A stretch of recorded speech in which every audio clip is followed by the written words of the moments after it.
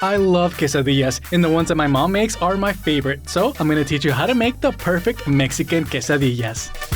We're actually gonna make the tortillas by hand, so we start with about 1 cup of flour, a tablespoon of baking powder, a tablespoon of salt, stir that up, and add some butter for better taste and texture.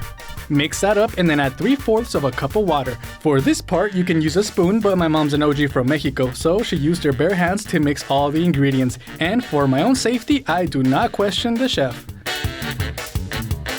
Mix, mix, mix, mix, mix, mix. Make sure to combine all the ingredients. Sprinkle some flour and roll the dough back and forth for a little bit. Then you're going to cut up all the dough into little ball chunks about the size of your palm.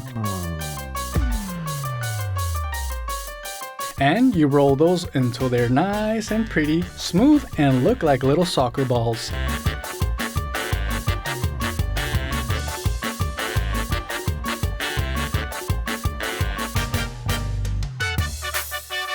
Once you finish with all the dough balls, cover them up and let them rest for 8 minutes. Here's a good time to get your comal nice and preheated to medium heat, ready for the action. After that, you're going to grab the dough balls and flatten them out a little bit, patting them down like this. Tap, tap, tap, tap, tap, tap, kinda making them look like little UFOs. Afterwards, you're going to roll over the dough, extending it into a tortilla shape. Make sure to get both sides until they are nice and thin and get that classic oval shape.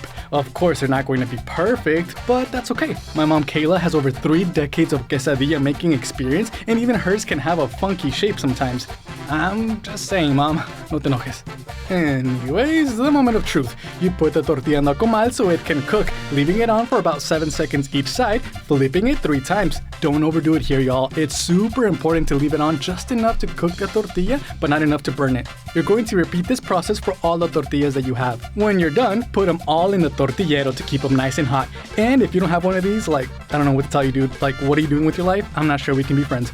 Anyways, then bust out the cheese. For this recipe, we use the Mexican white cheese or queso asadero, but you can use whichever one you like. I do not judge. Sprinkle it on top of the tortilla and fold it in half, keeping it on the stove for 7 seconds each side, flipping it 3 times.